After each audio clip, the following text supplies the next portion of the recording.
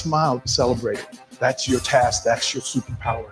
Nebraska Football Hall of Famer Jay Foreman.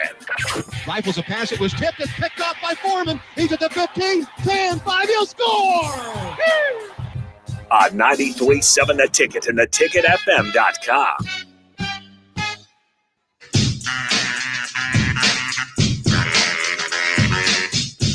Tanner's Bar and Grill, 30th and Yankee Hill.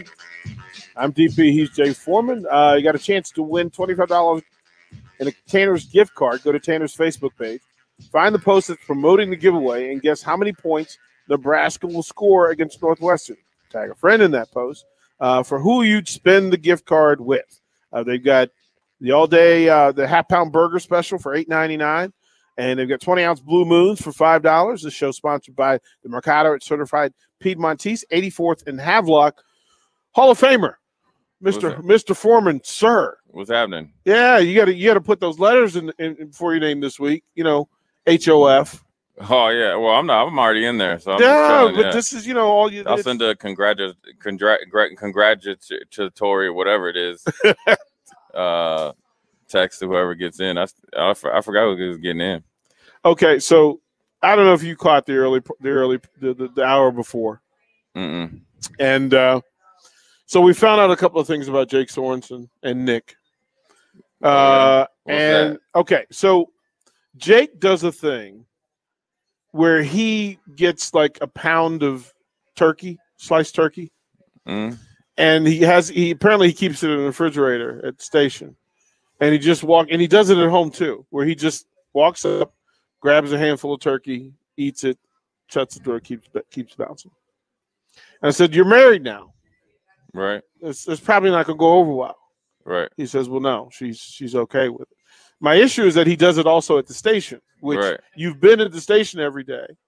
If somebody was working that control board every day with turkey juice on it, well, just imagine. He doesn't know where you were. Oh, yeah. And he high-fives you and then goes in for turkey. Right. He's got Foreman on it. Like, he don't even know. Dang. So he says he got the mouth like a Komodo dragon. Right? Like it doesn't. Right. You don't wash your hands before you do it. You do not. He's got the mouth like he's got that acid in his mouth like Komodo dragon. Right? Like it doesn't matter. Yeah. It self-processes. What would your wife say to you if there was turkey in there and you walked in and just grabbed a handful? Probably like, what the hell are you doing? Right? Like it's just like I'm just like, wait a minute, I don't know why it is or how it is. It just struck me as funny. Jake also keeps hair gel at the station. Hair paste, because that's a difference. Okay. Well, why? Hair paste.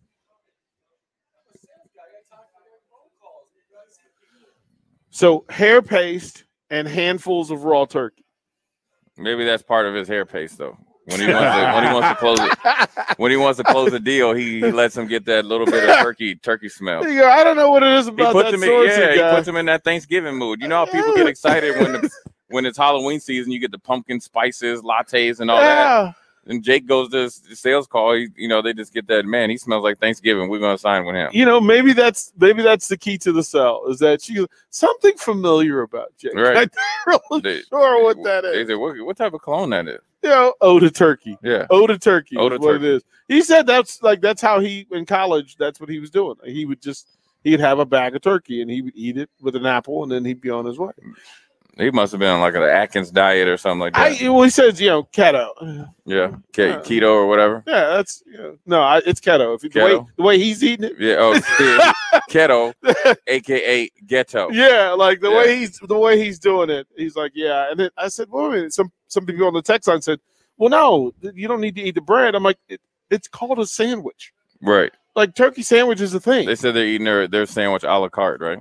I reckon so, but he's trusting a whole lot of people with handshakes and high fives. Yeah, during COVID. Yeah, well, he's a Komodo dragon. Do you think? All right, so let's get through this, because today the NBA released its COVID protocol for unvaccinated players. Oh, really? Jay Foreman, let me tell you, this is some list. They just put you through the ringer. This is some list, right? Like, to say, first of all, I can't imagine that after reading the list that anybody is Not going to be vaccinated. Right, because this is deep. This is deep. Let me pull it up because All right, while you're pulling up, man, you know what the interesting thing I just learned when I walked in here? What's that? Soccer players wear sports bras. Yes, so their nipples don't get chafed. Right. Yeah, that's interesting. I knew that, and there's also some guys who just keep Vaseline in their locker. Yeah, that's pretty interesting. Yeah. I'm just watching that. Yeah, I can see. I bet you Ronaldo he keeps Vaseline in his locker. Soccer players are different everybody anyway. Else, the goalies are really different. Okay, so here's some of the things that are in play, Jay Foreman.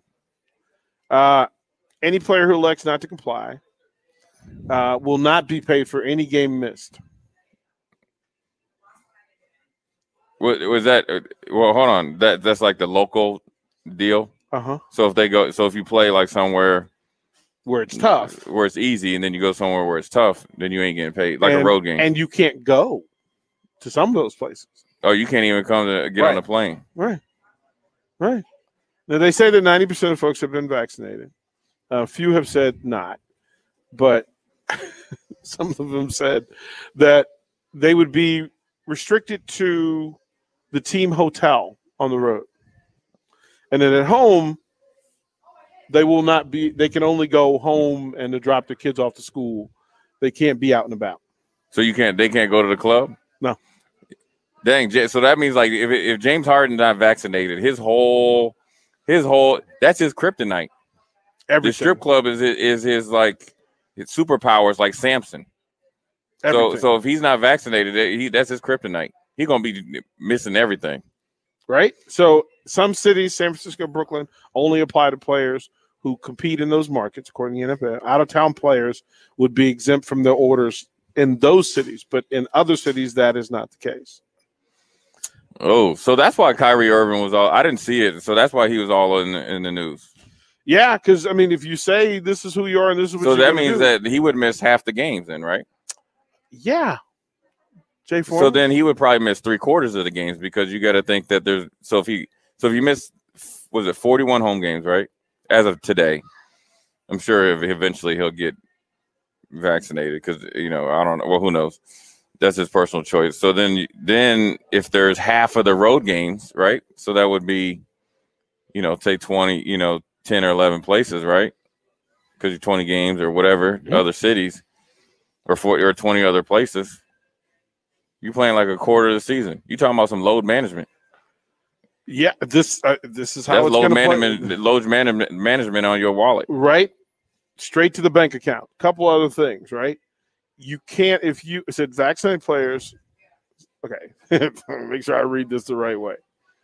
Protocols require unvaccinated players to be under many of the same restrictions that the league played under last year. So remember all those boundaries? Vaccinated players will have far fewer restrictions. For example, all fully vaccinated players, as well as Tier 1 personnel, coaches, and anyone working regularly within 15 feet of players and referees, all who have gotten the vaccination will not have to undergo daily testing. The only time they have to be tested is when they're symptomatic or close to somebody who has been. So what happens if they are say they are vaccinated and then get COVID? Into that protocol. Did what now? Into the protocol, but the testing is minimalized. 1 versus 7. So you just got to do it once. 1 versus 7. Unvaccinated. So that's like going to like jail versus prison. Right. Local. Right. So if you're unvaccinated, you just be gone for like 2-3 weeks. Then. So here's some of the rules for the unvaccinated. Being prohibited from dining indoors in the same room at the same time as any other player or Tier 1 personnel. So that means like if the team meal's on a plane, you can't eat. Like you got to sit in your own section of the plane, right, and eat. Right. Well, that's all right because they fly private anyways. Plus, they're required to wear masks all the time. They have to stay at least 6 feet away. They can't receive treatment at the same time as unvaccinated players. Oh, so you just in like solitary confinement. Oh, this is like listen. Here's the whatever deal. side you stand on it. Yeah, I don't really. They are going hard. Right. Yeah, that's what I was just about to say. I don't care what everybody's personal. At this point, I don't even want to hear. you know, people say, "Oh, I'm this, you know, I'm vaccinated, I'm unvaccinated." Nobody, I don't even want to hear it no more. You made a choice. Yeah, you could do whatever you want. Do what you do. Here's the one thing I don't like is like, and I understand the NBA's point, whereas they got a business to protect, and obviously they lost a ton of money last year. I get all that, right? But I also don't like that if it's somebody that has a personal choice, it's whatever. They're all grown men and, you know, women. If there's a you know, obviously tier 1. WNBA is working on it. Soccer's right? working on it. Yep. So they're all grown adults, but you know, it's kind of like almost back in the day. I remember reading that book and seeing that movie, The Scarlet Letter. Mm-hmm. And I mean, that's, you know, I think it's, you know, could be excessive. But, you know, I guess they are, you know, they are steadfast in it. And I think that, you know, it's, you know, however it works out, I don't think there's ever any right or wrong way to go about it, because if you're too lax, then you're exposing people, I guess, potentially get sick. And then, you know, whatever people's feelings are, it's, the NFL did it a little bit because, you know, I remember they had the Cole Beasley thing or whatever. And 7 days, Kirk Cousins, and 7 all days that. mandatory quarantine. Yeah, and we haven't seen, you know, how it could affect, you know, a playoff run in the NFL or like the NBA. Or the NBA. That's what LeBron. Like, that's right. what LeBron talked about today. Say it's like, you know, you come down and, you know, now they got that 8-9 thing, right? And then, you know, the Western Conference 8-9, you know, that's just not like some scrubs. It's not like you playing. They were a threat the right. last 2 years. Right. 8-9. That's a problem. 8-9 isn't like in the Eastern. You know, it's not like you playing, you know, the Timberwolves or right. somebody like that, right. or the East and stuff. So it's going to be, you know, interesting how it moves forward and how, you know, public opinion could change or sway the rules. Well, they said it's science-based. They're working strictly with that. They also said this: unvaccinated players are required to remain at their residence during the home game and at the team hotel for road contests. The only exceptions are for team and essential activities, such as buying groceries or taking their kids to school. They are not allowed to go to restaurants, bars, clubs, entertainment venues, or large indoor gatherings, and can only have in-person interactions with non-family members with a limited number of close personal guests who have to be tested beforehand. Some cats are gonna be hot. Okay, NBA. This is some gangster stuff. Yeah, that's deep. They're going hard in the paint. That's deep. So, but I wonder. I mean, so the NBA is that for sure? Because is it like the template or the template that they're sending to the players? No, that was the memo that the league sent to teams, which went through the Players Association. So it's agreed upon. Yep. Yeah. So it's going to be if it's agreed upon, it's like it's just like that dumb CBA that these NFL players, they were so steadfast that they wanted to smoke weed that you could do it in majority of places that you play at anyways and get off anyways. And so you wanted to paralyze yourself with future earnings, and it's what these dudes are doing too. You're making a choice. You know, they're making a stand, and we'll see how it happens. I think it's, like I said, it's people's personal choice. It's the league's choice. They got a business. It's all private enterprise. You know, got the owners they own teams, so they can make up their own rules essentially, or they can make it. You know, you're a part of the collective. You're part of the union. You're part of the union. You're part of an elite group, right? You made the choice to be a part of it. You don't have to, right? Yeah, you could always just you don't have to. Yeah, you don't have to. I'm just saying you don't have to. I just don't like, because you'll know which players aren't based on he's not in the score box for quite some time. He ain't playing at home, right? That's not a coach's decision, right? That is a player's He's not going to be on the TMZ like little short clip when they're walking into the hotel. They're like, where's so and so? Well, yeah, here he comes in a cab. Well, how this affects you? Remember, betting is big business. Yeah, and the NBA has partnered with it. Yeah. So imagine you're making your bets, especially long-term bets, right? Like season-long bets, right? Yeah, like playoffs, who you think's going to win, all that stuff, MVP, all that stuff. And now you can't make those bets with any clarity or assurance that those players are going to play the number of games required. Yeah. Like, how do you bet MVP if you don't know if a player is going to play 40 games or not? Yeah. Right? Through all of that, and from night to night. Just imagine being on DraftKings for the sake of this thing, and then you make your bet based on who you think is going to play tonight, and then you get the notice at 6:58 that the lineup is not what you thought it was going to be. This is a part, and I guarantee you this is a part of the movement. This is a part of how it's being put together. Yeah. My goodness gracious. So it's going to be interesting. And I just, when I saw that, I had to read it. There's also the news that Richard Sherman signs with Tampa. Yeah, you kind of knew that was coming after the last 2 games.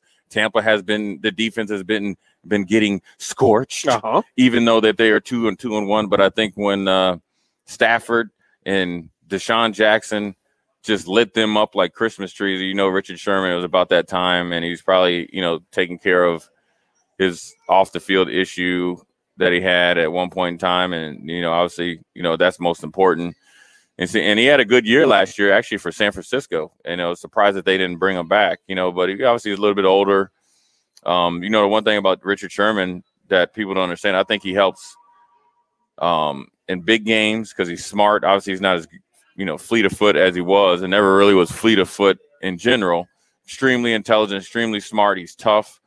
But he can play in the slot. He can play out there on the corner, probably like a number 2 corner, not a number 1. 2 or number 2 and or then nickel. Then the other thing he can do, he can help you if you run like a kind of hybrid Tampa 2 where you run 3 safeties and have him play in the middle field or the third. So, I think it's a good signing for them.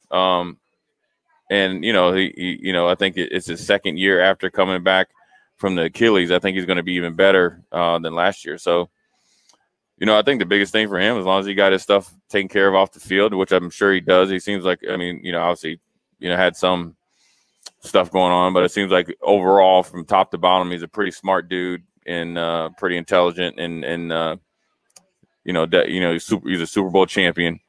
And he's a heck of a competitor, and he probably is a Hall of Fame player.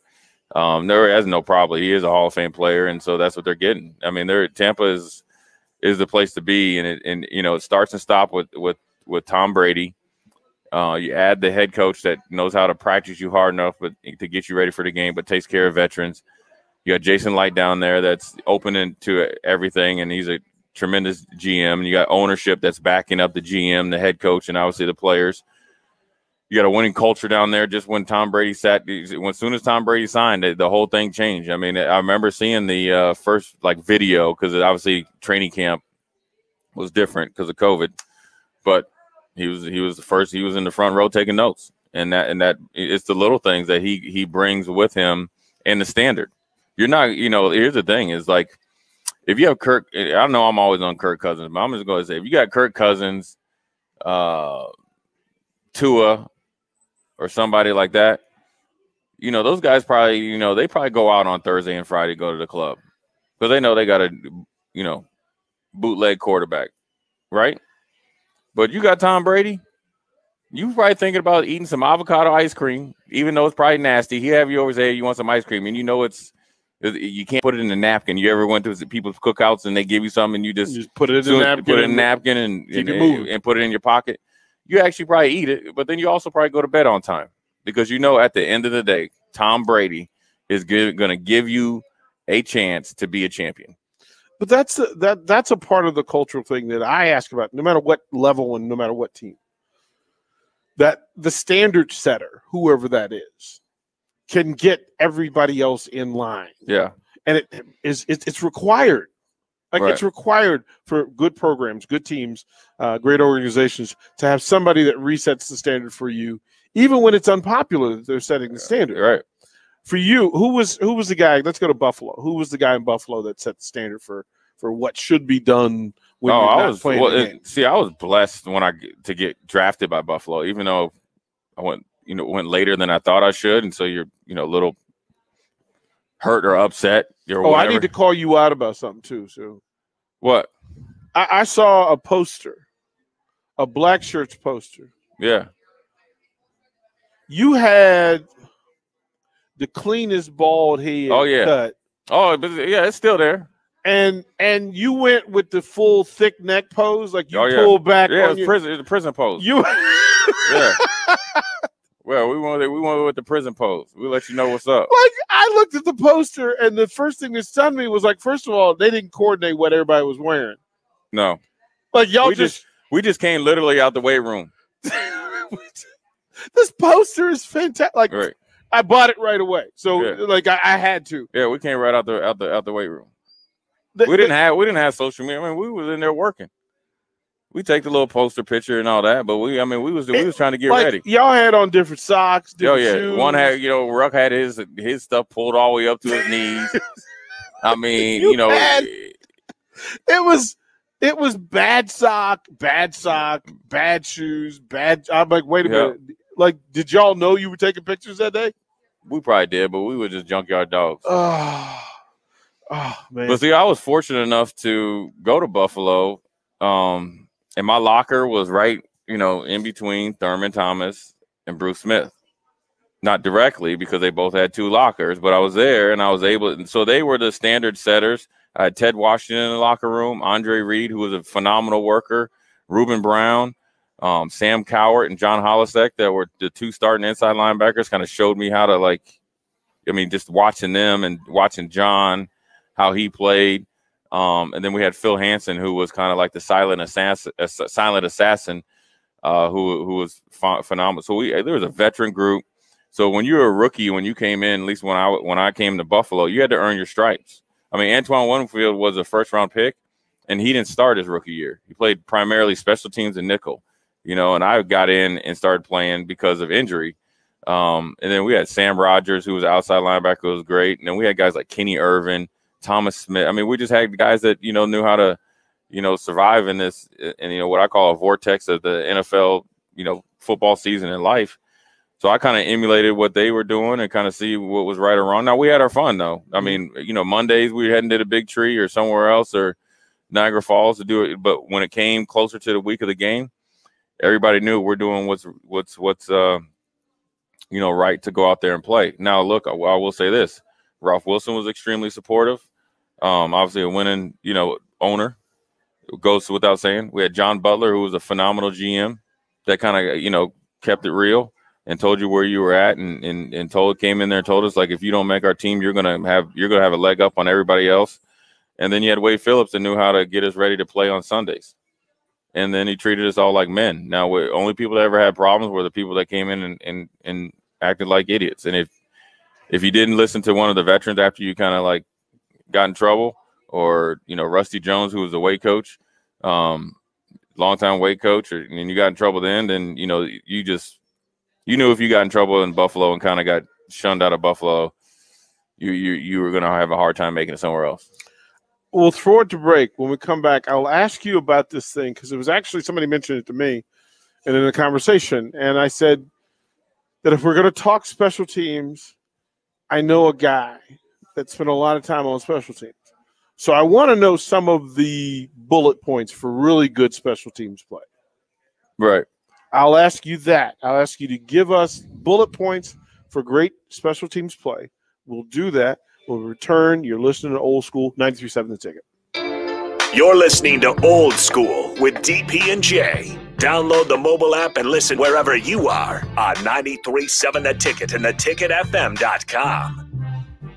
In every office, there's 2 types of people. There are those who bring in bagels and those who eat the bagels that someone else brought in. Everybody likes the first person. Be that first person. Weekday mornings at 7:30, you have a chance to win a business box of bagels from Bagels & Joe. All you have to do is shut up, Sipple. 2 questions for you, 2 for Sip. Win, and the bagels are yours. Lose, well, you don't want to lose. You lost Monday, you lost Wednesday, you're a loser. Shut up, Sipple. Weekday mornings at 7:30, brought to you by Bagels & Joe. Early break with Sip and Jake. It's almost like what I read here it's surreal. According to Pro Football Focus data, Michigan State blitzed Nebraska 4 times on 47 dropbacks, but got pressure 28 times, including 7 sacks. Okay? They blitzed only 4 times on 47 dropbacks, but got pressure 28 times. Early break with Sip and Jake from 6 to 8 every weekday morning. Welcome to today's episode of The Great Unknowns. Last time, we talked about why chickens can't just cross the road in peace. Today's topic is the great unknowns of the future. Like, am I ready for what life throws at me? Well, that answer is easy. Just call a local State Farm agent. State Farm agents will help you plan for the what-ifs in life so you know what to expect if the unexpected happens. When you want the real deal, like a good neighbor, State Farm is there. Call your local State Farm agent, Vinny Krekak, at 402-474-1173.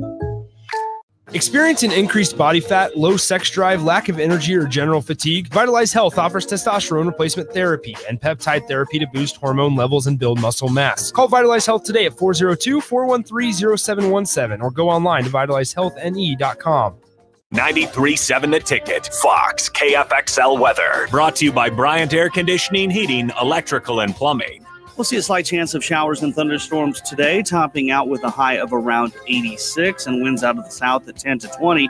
The better chance for rain will move in very late tonight, with the low dropping down to around 64. We'll continue with the chance of showers and thunderstorms during the day tomorrow, with a high in the lower 70s. I'm meteorologist Tim Wright for 93.7 The Ticket and theticketfm.com. The worst of times can bring out the best in each of us. Doctors, nurses, and frontline workers have labored selflessly to keep us safe during the health crisis of our lifetime. How do we thank these heroes? It's simple. Get your COVID vaccine so we can end this pandemic. Variants are on the rise, and we don't want to put these heroes through another health crisis. They have given their all. Now it's up to you. Please do your part. For you, for them, for us. This message sponsored by the Helmsley Charitable Trust, aired with the Nebraska Broadcasters Association and this station. Hey, it's Sean Callahan, and football season is here, and there is one place that has all the games, plus great food and beer specials. Tanner's Bar and Grill at 30th and Yankee Hill. Whether it's Thursday night football, college football Saturdays, NFL Sundays, or Monday night football, there's a great view of the game from any seat with different food and drink specials every night. Try the Blue Ribbon Reuben Sandwich or the Prime Rib French Dip or any of their famous chicken wings. That's Tanner's Bar and Grill at 30th and Yankee Hill. Tractor Supply Distribution Center Waverly is now hiring for all shifts. They're a 24/7 facility and a clean environment to work in. There's potential to earn up to $25.25 per hour with opportunities for overtime. They also offer a retention bonus, as new team members are eligible for a bonus as high as $1,000. Come be a part of the Tractor Supply team. Apply today at www.tractorsupply.jobs. Get your touchdown tan in Max Tan with unlimited tanning until 2022, starting at just $59. Summer may be over, but your tan doesn't have to be. Tan for the season, football season, at any of the 4 local Lincoln Max Tan locations. Supporting local is the name of the game at Max Tan. Back to old school with DP and J on 93.7 The Ticket and theticketfm.com. Welcome back. We're live at Tanner's 30th and Yankee Hill. We've got programming here until 8 and then through the night until 10. We'll have Buzzy Carruthers with the Huskers basketball program from 6 to 8, and then Terrence Badgett, a former Husker basketball player, and his collection of buddies will join it, start and go from 8 until 10 o'clock. Take a chance to win $25 in a Tanner's gift card. Go to Tanner's Facebook page, find the post that is promoting the giveaway, and guess how many points Nebraska will score against Northwestern. Tag a friend in the post who you'd spend the money with from the gift card. Again, burgers, half-pound burgers, $8.99 for half-pound burger. 20-ounce Blue Moons for $5. We're raffling off a signed 1994 Huskers National Championship jersey. You got to come down, register. We'll do it and get it all done for you. That's all you have to do is get here and put your name in the box and hang out until 6 o'clock. Simple biz. At 5 o'clock, in exactly a half hour, Tanner Chef is going to create his own version of 4 hot wings. Something off the menu, but just maybe a little more spicy than usual.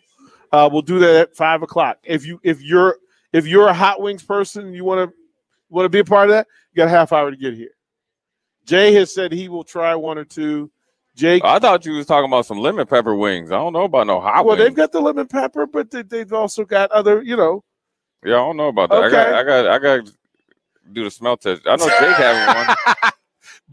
Bach is here. Bach Buffalo is here. against Dolphins. Buffalo and the Dolphins. You got to eat one. See, I think that's fair. That's fair, right? I think that's fair, You got to Jake. be a man of the people, Jake. I think that's fair. So, okay, so 5 o'clock, we'll do that. Again, you guys can text your questions, 464-5685, the Starter Heyman text line. And if you're paying attention to this thing, we're going to ask Jay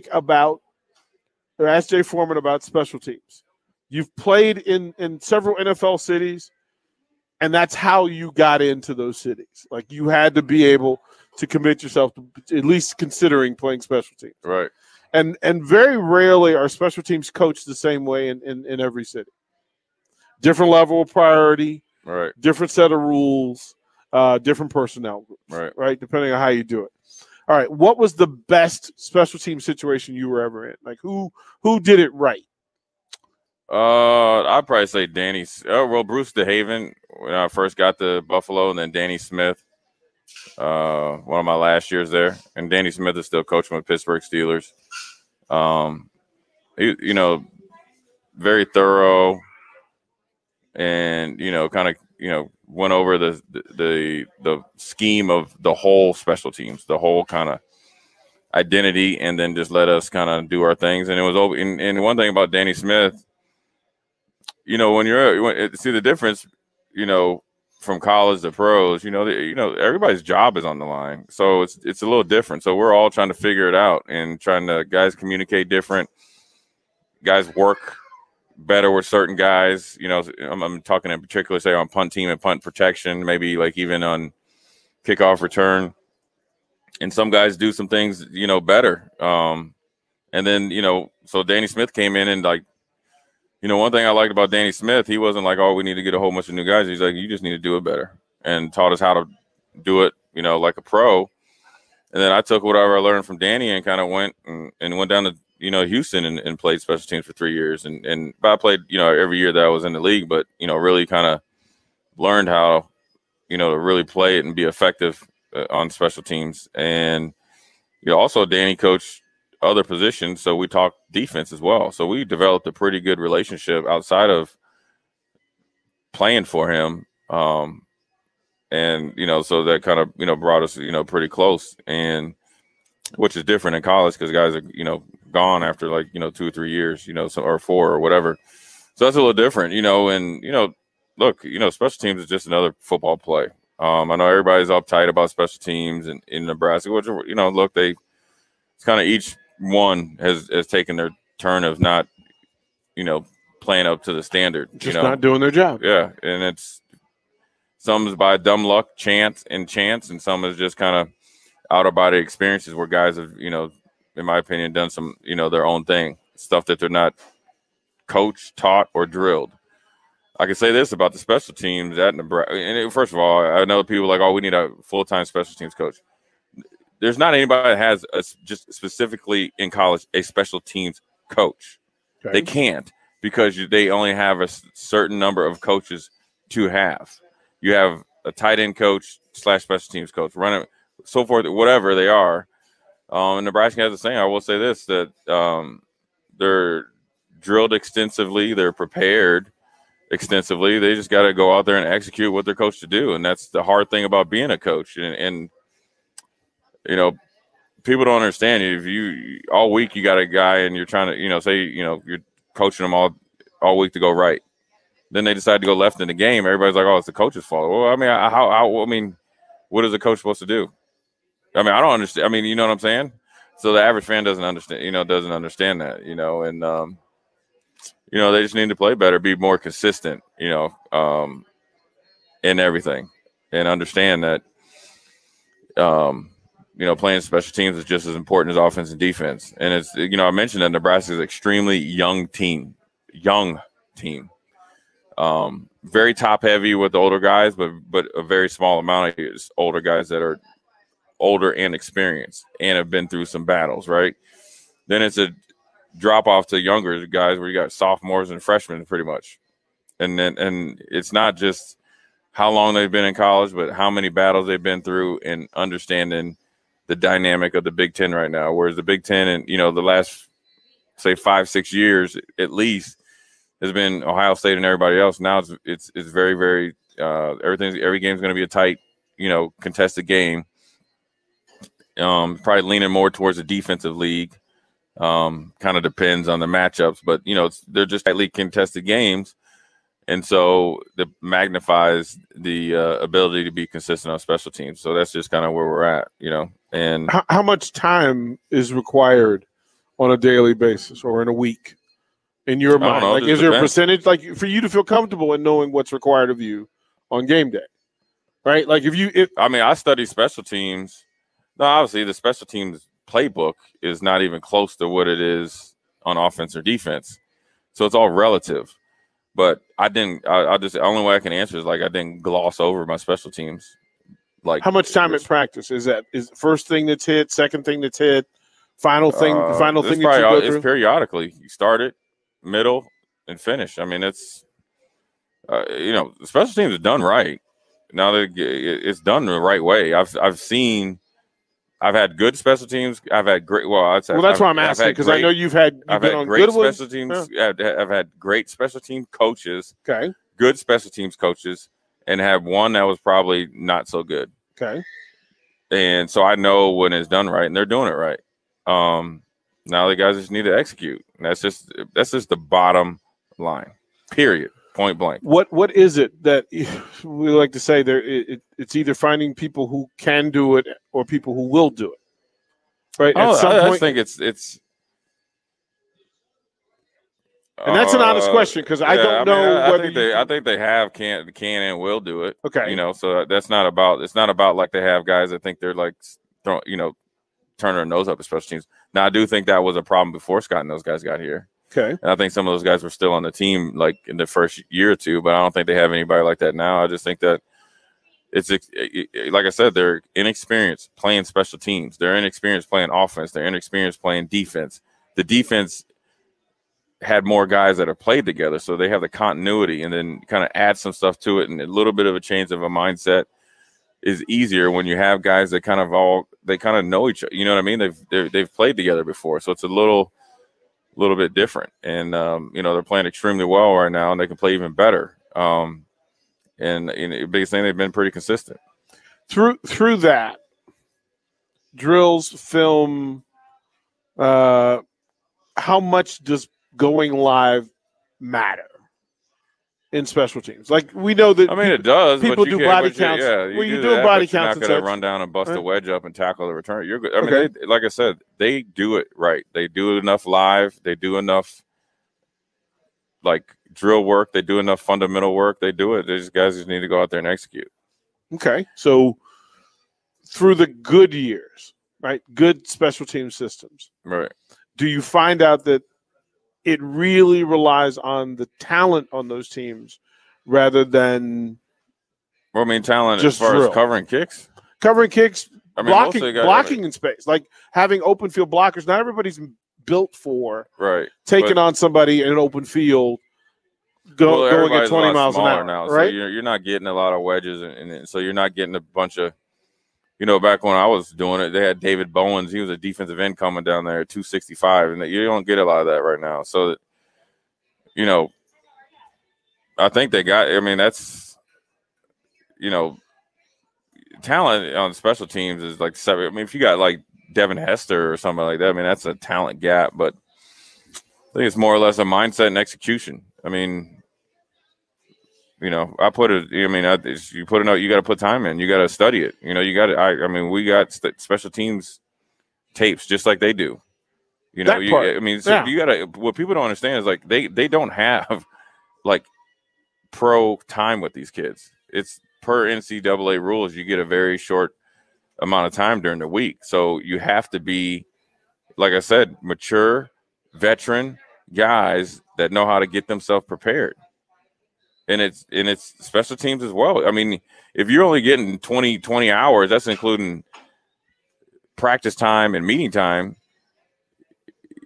There's not enough hours in a week. 20 hours, we exceed that halfway through the second day in the pros. Well, that's why I'm asking. So your knowledge of it, my knowledge of it, most people's knowledge of it is not everybody's. So they don't know how much time is available. Yeah, they don't know how much. It's not a lot of time. They don't know what percentage of the work that happens on a game-to-game week. Again, if you're facing somebody on a week, you can put more time into special teams because there are fewer X factors. Like sure, but they put the right amount of time in the special teams and even more.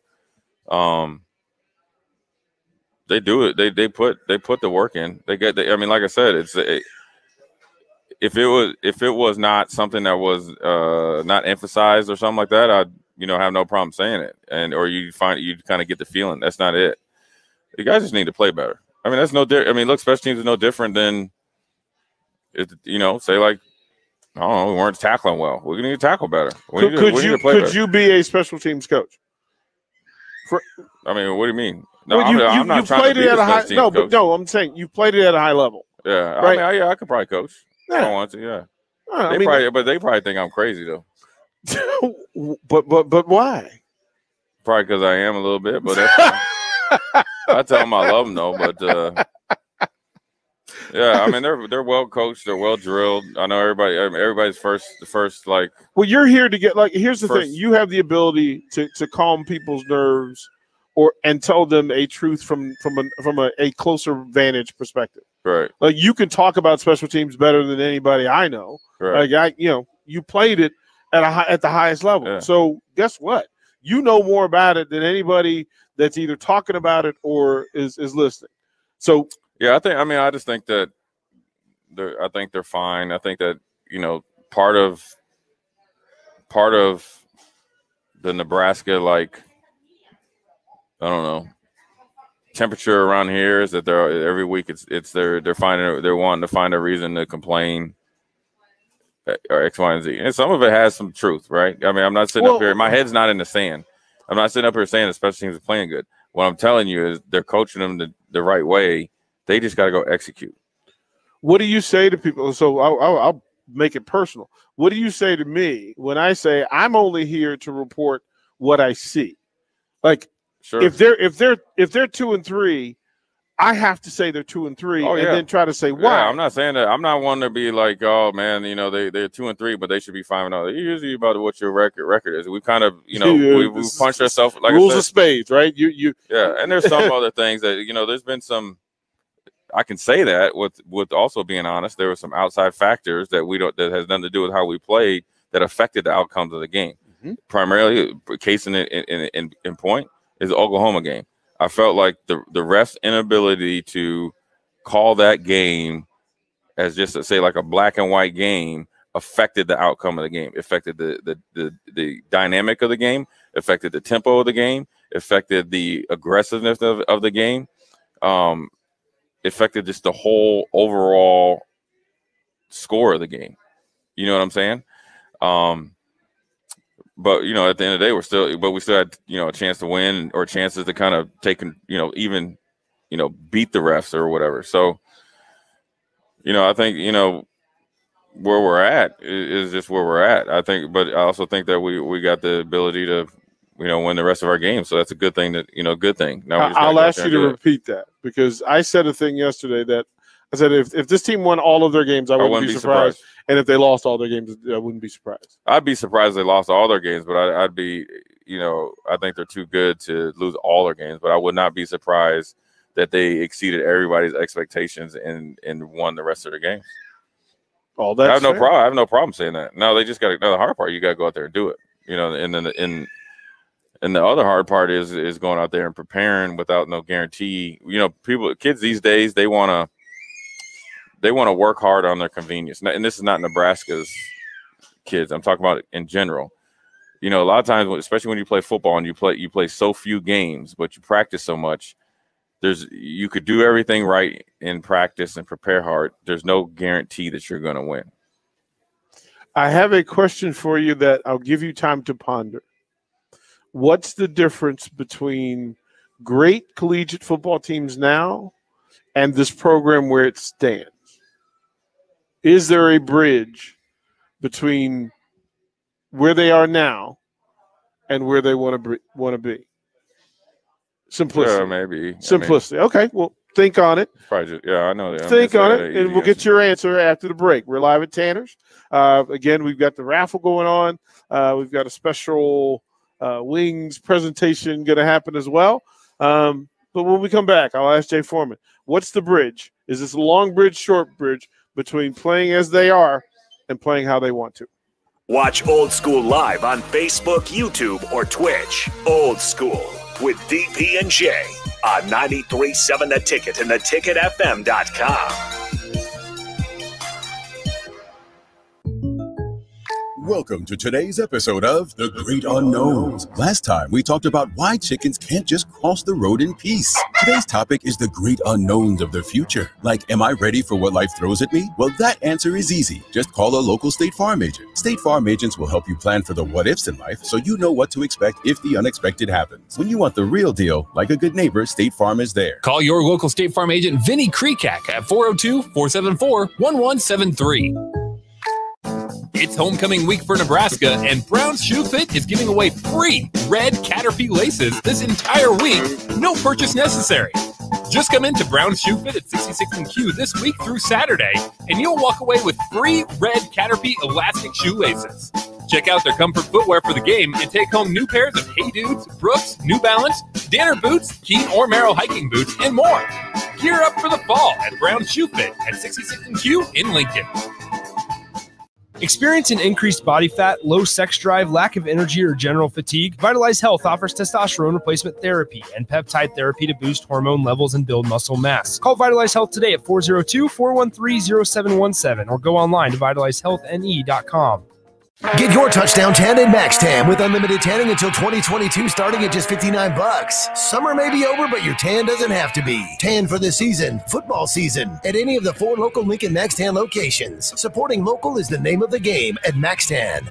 Venue at Home is your answer for locally made, freshly prepared meals delivered to your door every week. Our meals come ready to heat and eat.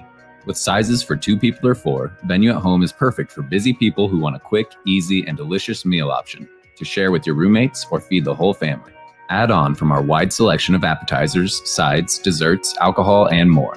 Receive a discount on your meals by subscribing to get Venue at Home delivered every week. Visit venueathome.net to order today. That's venueathome.net. Keep your home comfort system running efficiently with ESP from Bryant. Get total system checks twice each year and never pay overtime on service calls. Bryant Air Conditioning and Heating. Call 467-1111. Herrick Services in Lincoln reminds us this September we observe the 20th anniversary of 9/11, called Patriot Day. Herrick Services asks us to remember that our policemen, firefighters, and military are our first line of defense. They're the ones that protect, defend, and always serve the public. Let's thank them for their commitment and courage. This message of appreciation from Bart, Mike, and the folks at Herrick Services, your vending specialists here in Lincoln. Visit them on the web at herrickservices.net. Herrick Services, honoring the first responders in September.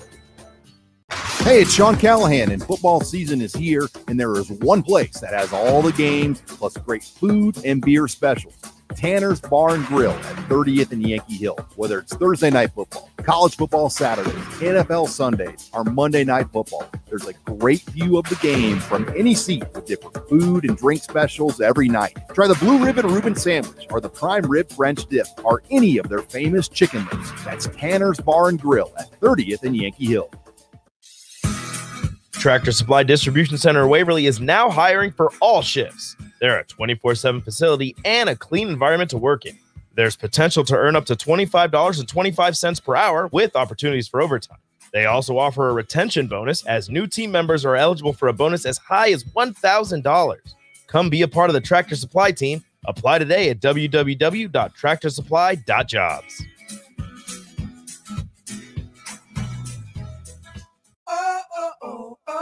Back to old school with DP and J on 93.7 The Ticket and theticketfm.com. We're live at Tanner's 30th and Yankee Hill. We've got drink specials, food specials. Come on down. We've got the 94 National Championship jersey that's signed. Look at Nick over there, man. Always got his camera off. Well, he's trying to hide because he thinks he thinks we were going to do something. Actually, it might be Big Sky. Big Sky was supposed to be trying to find his way in. The smell of the wings were just delivered. They just walked by. And things look hot though. Yes, they. Once Big Sky gets there, I'll be rolling up. Well, we're saving you a plate. We're saving you a plate of these wings, so Okay. there's no chance that you are going to get away from that. That's fine. So, I'll be there. It's not going to happen. Excuse me, Bart. Excuse me. Would you taste one of those? Would you test one of each of the different types? You will do that. Okay, so we're going to hire you for the next segment to test it. Okay, excellent. All right, I need to make sure that's what we got. Right. Yeah, That's right. back like when they had the kings and queens. They had the people that drink the wine so they're not poisoned. Right. You gotta look, Jay. I'm not brand new. Right. Yeah, you ain't gonna get me. You ain't gonna get me with the okie doke. I can tell you that right now. Like he in the back rubbing his hands together. I'm like, no, he back there looking at you like, I need one of your people to come on in here and get this thing for me, to get it in. So I asked the question before, in your honest opinion, how long is the bridge between this 2 and 3 version of this team and the version of this team that you think it can be? That I think it can be it's. And you can say not, that you. It's not again, too far off. right? I mean, it's not too far off. Okay. There's old saying you're yet so close, but yet so far. And the only thing I can equate it to, which I have no experience with, but I've talked to a couple of guys that play professional golf, and I know some guys that play golf that are pretty dang good amateurs. Mm-hmm. One not being Jake Sorensen. He thinks so. He really thinks so. What's up, my brother? What's happening? He really thinks so. So they said that the hardest part is going from like a 6 handicap to like a scratch or plus, because it's kind of like the hardest thing to get to. You're yet so close, but you're yet so far. Because then you start going back. Well, I need to drive the ball better. I need to make 2 or 3 putts extra around or less around. The things I can fix versus the things that require I get better. Right. And you might have to change some stuff. Okay. For 2 or 3 years or whatever to get to, you got to take 2 steps back to take 4 steps forward or whatever. So I think that's where we're at. I think you can't watch this team in its first 5 games and say that they're not better than last year or the year before. Now, what everybody wants is wins and losses. And I said this before, you could be 6-6 in 2020 or 19 or whatever it is and be the same record this year and be a totally different and better team.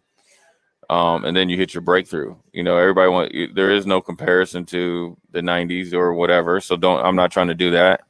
I'm not even really trying to even compare it to, it'd be the same things, not comparing it to Alabama or Ohio State right now. What we're trying to do is be a consistent winner and be a constant and consistent threat for the West. That's needs to be the number one goal. But you see, because everything after that takes care of itself. Yeah, like you see what's happening, and then you have some vantage point for how good it should be, and the difference between the things that are going wrong now versus the things that went wrong a year ago. Some of them are the same.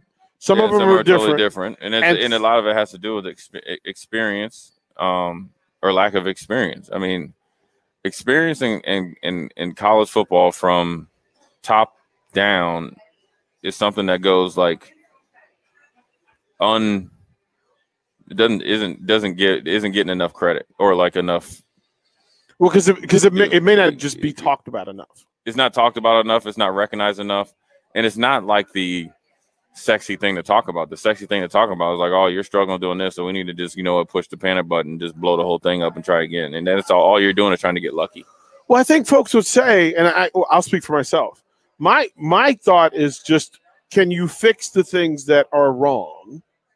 Right? You can fix the things that are wrong and be fixing the things that are wrong and still be having some issues on the field. That doesn't mean they're not fixed. And I've been on pro teams that way. You know what I'm saying? We were still doing some of the same things that we're doing in year 1 and 2 and year 3 and 4 in Houston. Okay. But our record was 7-9, and then like a year or 2 later, they went like 12-4.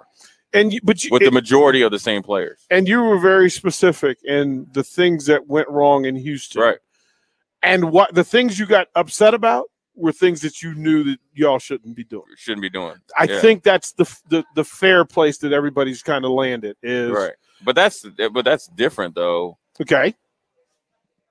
That's different than right now because the stuff that was happening in Houston was more along the lines was being allowed and coached versus it's not being allowed and coached here. That's why I have a problem with that statement because I know for a fact they're not being coached that way. It's not being allowed. It's being, I guess, talked about and disciplined versus in Houston, They just were a free for all, especially on the offensive side. They just did what they wanted to do. They was just like, hey, as long as the lights are on, that's important. And you show up and you have your nice little travel uniform on, and you don't block anybody. It's cool. But the check's still good. The check's still good. I mean, we had. I mean, I like Tony Baselli. He's okay, I guess. You know what I mean? I'll be honest. He's kind of a prick, but whatever. He was making like personnel decision, and he ain't even put on a jockstrap. I mean, homeboy. Fair. Homeboy. That's a statement of fairness. But homeboy, when they put him at right tackle, he was like, "Oh no, I'm a left tackle, so you know what? I'm just going to go ahead and shut it down." That's crazy. So that's what I'm saying. It was a totally different situation. All right, so buckle up. Top of the hour when we come back from the break, the wings have arrived. There's 4 different types. Jay, I'm going to ask you to get your 4. I'm going to bring, but here's the thing. But here's the thing. Trying to have me go right to the toilet. No. This is how we're going to do it, though. We're going to have the bartender come and do. I'm going to put her on the headset and have her give her review on how hot these wings are before you eat yours. Oh, okay. So she's going to walk us through it. She better not Jake give will me get his. dope. Bach will get his. We'll work from that. We'll do that when we come back. Yeah, we're live at Tanner's. We'll be right back. You're listening to Old School with DP and J. Download the mobile app and listen wherever you are on 93.7 The Ticket and theticketfm.com. The Mercado by Certified Piedmontese Beef is Lincoln's newest full-service butcher shop, offering premium fresh-cut steaks and house-made sausages daily from 8 a.m. to 8 p.m. They exclusively carry certified Piedmontese beef raised right here in Nebraska. When shopping at the Mercado, you're not only supporting local, but also enjoying the official beef of Nebraska Athletics. With prime-grade tenderness and unparalleled nutritionals, your backyard barbecue is about to get a serious upgrade. Stop into the Mercado today, located off 84th and Havelock in Lincoln. When the clock strikes 0 after every Nebraska football game, there's only one place to go for instant coverage. Tune in for the Husker After Party postgame show on 93.7 The Ticket. Each game, win or lose. Call in with all your takes or text the show at 464-5685 and hear quotes from the team and coaches too. It's the Husker After Party postgame show, sponsored by Southeast Community College and N Street Drive-In. Ready for this? 1, 2, 3, up. At Madonna Rehabilitation Hospitals, we help rebuild the lives of people who've experienced traumatic illness and injury. With clinical expertise, cutting-edge research, and innovative technology, Madonna delivers world-class rehabilitation for adults and children. We restore hope one step, one word, and one breakthrough at a time, so our patients and their families can have confidence when we tell them, now you can. Learn more at Madonna.org. If you're struggling to get motivated to work out, you're not alone. And Farrell's Extreme Body Shaping is here to help. Build muscle, burn fat, and lose weight with Farrell's 10-week challenge starting October 2nd. Farrell's combines kickboxing with inclusive strength training and nutrition planning to help you stay on track. Go to fxblincoln.com to sign up, and if you mention the ticket, you'll get a 50% discount. It's the Farrell's Extreme Body Shaping 10-week challenge starting October 2nd with 2 locations in Lincoln. Last year, the average starting pay for an SCC truck driver training program graduate was $44,720. Southeast Community College can now make that a reality in only 8 weeks with its professional truck driver training class starting in October. SCC's fleet of 12 trucks and professional instructors will prepare you for a new career. You'll end the course with your Class A CDL. Learn more about SCC's professional truck driver training class at southeast.edu/truckdriver. SCC, your path to possible. Herrick Services in Lincoln reminds us this September we observe the 20th anniversary of 9/11, called Patriot Day. Herrick Services asks us to remember that our policemen, firefighters, and military are our first line of defense. They're the ones that protect, defend, and always serve the public. Let's thank them for their commitment and courage. This message of appreciation from Bart, Mike, and the folks at Herrick Services, your vending specialists here in Lincoln. Visit them on the web at herrickservices.net. Herrick Services, honoring the first responders in September. Venue at Home is your answer for locally made, freshly prepared meals delivered to your door every week. Our meals come ready to heat and eat. With sizes for 2 people or 4, Venue at Home is perfect for busy people who want a quick, easy, and delicious meal option to share with your roommates or feed the whole family. Add on from our wide selection of appetizers, sides, desserts, alcohol, and more. Receive a discount on your meals by subscribing to get Venue at Home delivered every week. Visit venueathome.net to order today. That's venueathome.net. This is Lincoln's home for sports talk on the FM dial. Also online at theticketfm.com. On the internet, KNTK FM Firth, 93.7 The Ticket. Coming at you live from the Coppel Chevrolet GMC studios. This is Old School, sponsored by the Mercado by Certified Piedmontese. Broadcasting veteran Derek Pearson. When you find something that moves, that makes them smile, celebrate it. That's your task. that's your superpower. Nebraska Football Hall of Famer Jay Foreman. Rifles a pass. It was tipped. It's picked off by Foreman. He's at the 15, 10, 5. He'll score! On 93.7 The Ticket and theticketfm.com. All right. Oh, my goodness. We're live at Tanner's, 30th and Yankee Hill. The wings are 5 different types.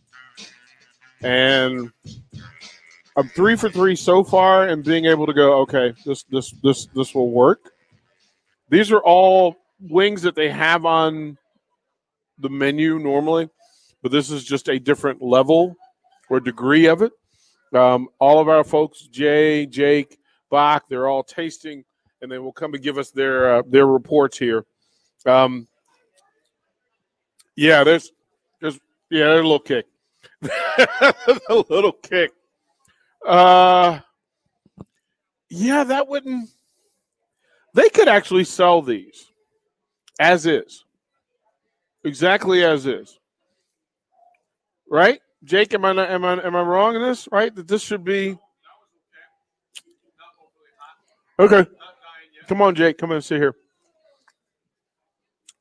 Give me your full, because of the 5, 3 of the 5 I was really good with. I've only had one so far. Okay, I was really good with 3 of the 5. I don't know what flavor it is. I got to number 4, and it punched me in my chest a little bit. Which one's the hot one? It punched me in my chest. All right, I'll try this one. Yeah, the one that has the most sauce on it is the one that. Oh, that one tastes good. They all taste really good, but it's the one that has the most sauce on it that, like, I had to catch my breath for a second. Yeah. Right? This one's good. Okay, so they could really sell them all as they presented them just now. Right? Yeah. So far, the first 2 are definitely edible without having to go to the hospital. It's this one, man. It's just this one. The sauce. The extra sauce. I'm going to go down one next one. Yeah, what was I thinking? Like, I did it twice. Like, I have to be smart enough to know. Here's the sauce one. Yeah, I have to be smart enough to know that if it burned me the first time, that it's going to burn me the second time too. Like, it was like, no, that first one fooled me. There's no way it's this hot. It's got some kick to it. Yeah. Still edible, though. Still edible. Okay. Bach, how do you feel? Okay, so Bach got through them all. He seemed to feel like it's this one. It's just the one. It's just the one. I don't know what it's called, but they should call it what? I have no. Okay, yeah. Yeah. Nothing like wolf and wings on the video stream for people to watch how we eat. I know, but they already know how you eat. Yeah, well, I eat turkey out of the bag. Yeah, they already know, man. They already know. Okay, so through it all, how do you feel? I'll tell you this: I don't like spice that much in general. These are doable though; these are good. Because this will tell us. Only 3 deep so far. I got 2 more to go. This will tell us what Friday is going to be. Because Friday you get the real deal. This one just looks hot. I haven't had it yet. This one looks just take so a hot. bite. I'm going to. Come on. Just take a bite. And it's the first. Yes, Jay. Everybody sees you. Everybody sees you on the video stream devouring a plate. Right. It's just, Right. So that's they good could. Too. Okay. So we can tell the chef that's a good win. Like, this is. He could sell these as is. Like, he didn't even have to, like, down it a little bit. He could. Okay, Jay, come on over here. Whew. Oh, my goodness gracious. Oh. Whew. Yeah, that. And I'm still stupid enough to keep licking my fingers. Yeah, like, I know. Like it's gonna like it's not the same thing. All right, Jay, what do you got? Yeah, they're all edible, but the one is hot though. Yeah, I needed water. Yeah. I was trying not to cough with it, but yeah. Okay. It'll open your nostrils up though. Yeah, like that was. Yeah, like that's what that was. Okay, because we're all, like I said, this was kind of the set the table for Friday to let us know whether we could do this or not. Yeah, that's no joke. Like, My lips was burning. Right? Like I said, the chef's going to take it easy on us, right? Right. But they're all edible though. Okay. Whew. All right, there. We'll get that in there, man. Couple of things from the text line. So, and I'll get your responses from them, kind sir, through this. What do you say to say that every other team in the country is able to execute special teams and Nebraska isn't? What would be your response to that? Not every other team is. Like I said, it's not playing well on special teams. We can play better. And that's just where we're at. Okay. Tommy Gunn says a good coach is able to have backup plans if players can't execute game plans and adapt. If someone punts the ball the wrong direction, the gunner and the kick should be yelling what side the kick is going to. Maybe it should be a big hit, 20 yards or 30 yards, but not a TD. Your thoughts? I mean, that's good. Yeah, that's a great analysis after the game. The punter executed that punt twice before, so he just had a bad kick. Great, yeah, you can sit back. Everybody should have some football awareness and all that other stuff. But I think Dante Hall returned one against us in Houston, where we were supposed to kick it to the one. It was supposed to be one of the right or left kick. And the kicker kicked it kind of like this the wrong way. And, you're kind of tracking the ball and you're trying to get off a block. And next thing you're running, and next thing you know, Dante Hall, he was headed back the other way before anybody could adjust. So it does happen. It happens at the professional level. It just happened in Nebraska at the most inopportune time, considering that there was 5 or 6 minutes left in the game. And we definitely had control of the whole game. And it's just one of those things that you got to kind of eliminate. And, and then that'll put you in a situation to be more consistent to win the games that you definitely either have control or get control of the game. Will the night time make a difference in the outcome of this game? Yeah, I think the fans will be more, juiced up. Night games are always special, especially here in Lincoln. So the crowd's going to be, live and hype, and look, they're going to be able to. They're going to go out there and play well. I have no. Bach, don't go anywhere. No. Oh, look at you out the door. I have no other expectations other than they're going to continue to play well. Now, playing well is one thing. Now we just got to play well and win. Okay. It says, who do you think has more to learn along the way, the team or the coaches? Seems to me that the team is learning, but the coaches are also adapting to the Big Ten way of football. Who has? I'd probably say the players, just because they have a lack of experience, like in-game experience. The coaches can tell them game plan and scheme, but going out there and executing and learning every play for a lot of these guys is like a learning experience. Every single play. And when you have multiple guys that are learning every single play, that's where you see a little bit of inconsistency and understanding of what it takes and what it's like to prepare for a game, play in a big game, play in a road game, play against this type of player, play against another type of player, and then execute, high-level, game plans out there in front of 60, 70, 80,000 people. So I think the coaches have actually done a good job of adapting to the Big Ten, because you can tell they recruited different.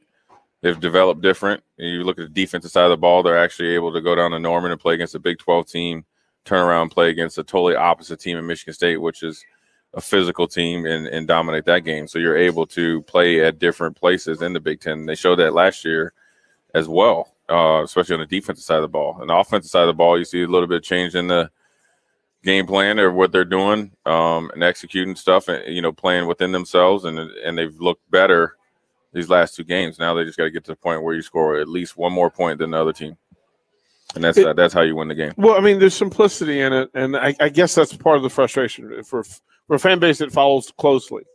They know what it should look like. They think they know. What are they missing? What are they missing? You got 2 fan bases. You got the older fan base that saw, like, I guess, my era, close to my era play. And then you have a fan base that's watched recent, and they think they know. They don't know. And they have the loudest voice about it. They have the loudest voice because the same things in general were being said even when they were winning 9 games and losing 3. Now, the bigger thing was they were getting flat out annihilated on national TV or anytime they played against a Oklahoma and Michigan State. I mean, embarrassed. And this is even before Mike Riley. That was part of one of the things. And there wasn't any adaptation to the Big 12 because the head coach said he didn't think about the future. He thinks about now. We don't need to adapt. And that was 2 coaches before Scott. So, that's why they don't know what they're looking for. What they're looking for is what they view as success at other places. Now, success in the Big 12, like with Iowa State, is different because the Big 12 is nowhere close to what the Big 10 is as far as players, coaches, and week in and week out competition. You know what I'm saying? Yep. They get to play against like the Kansases and all them that, you can kind of, you don't even have to have a curfew and just come straight from the club and go beat them. There's no weeks off against in the Big Ten, and so that's why it's totally different. Now, should Nebraska be more consistent? Of course, everybody would tell you that. Should we, find a way to get out of our own way? Sure. Our biggest opponent right now is the guys that are in the, that ourselves. There's shout out to Danny Smith. I just see him on the TV up there. There you go. Yeah, get my main man. There you go. You call him the Silver Fox. My man had gray hair all the way back then in Buffalo. So get it early. We gave it to him because we were driving him crazy. So from the text line, I agree 100% agree with Jay. I've been highly critical of this program, but I can say I see aspects of the team consistently playing winning football. I cannot say that about the past 2 seasons. The team is improved. O-line play and improved special teams play for a consistent winner. Yeah, right now. Yeah. I mean, that's what we need to – I mean, that's – just need to be more – we need to have improvement and more – and consistency will be improvement. You know what I'm saying? Because you've seen – all right, let's just take particular. First half offensive line play probably was not their best, finest hours. Second half offensive line play – in both Oklahoma and Michigan State was pretty good, you know what I mean, and improvement. So you need 2 halves instead of 1. You need, 3 quarters instead of 2. You know what I'm saying? So that's where consistency comes from. So when you consistently see it, then you'll be like, that's improvement. But when you only see glimpses of it, you're still waiting to see it week in and week out, play in and play out. So that's really what you need. Consistency is the key. That's why people look at Iowa and people believe Iowa's at a higher trajectory than Nebraska because they're pretty consistent week in and week out, year in and year out, which is right now is true. But Iowa's ceiling is where they're at right now. They will never be able to break through the clouds because they just don't have the structure or they won't ever get to that point. Are you saying that Iowa would never be a national champion? No. And if I eat crow, then I guess I'll go to Iowa and eat crow. But no, they will never be a national champion. Is it because they will never be able to get the skill position players to do it, or they don't even have the philosophy to do it, and they don't even want to do it? When you put up a banner for getting second in the Big Ten, you know where you're at. I did. Okay. So, and that's another thing is Iowa. They're a great program. I have a tremendous amount of respect for Iowa. I like their offensive line play. I like how they play. I like how they develop their players, but I mean, we're talking long term. It's like if you put a $20 bet down on Iowa and Nebraska right now and wait for 20 years, your bigger return on your investment is going to be Nebraska. You're more consistent short term right now is Iowa. All of that is true. Phil says, hey, DP, I was able to swing by the studio earlier, pick up my Tommy Fraser jersey. That thing is awesome. Now I have to decide if I should frame it or wear it around like a boss. Anyways, super cool, and I just want to say thank you. Well done. You won it. You earned it. Very nicely done. Today, there's another jersey up. You've got about 45 minutes to get here. It's a signed national championship jersey, 4 or 5 signatures on it. We'll probably get Jay to sign it as well.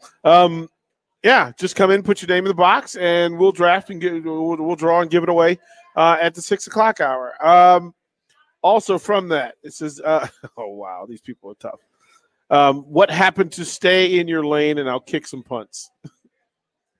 What is he asking? I had to read that. Like, I had to read that. Like the coverage guys need to stay in their lane? Yeah. Why does it seem like Nebraska struggles to find a quality or athletic punt returner? DPE might be the only person in the last 15 years. Why is that so difficult? Oh, Pearsonell? Mm-hmm. I mean, look, Pearsonell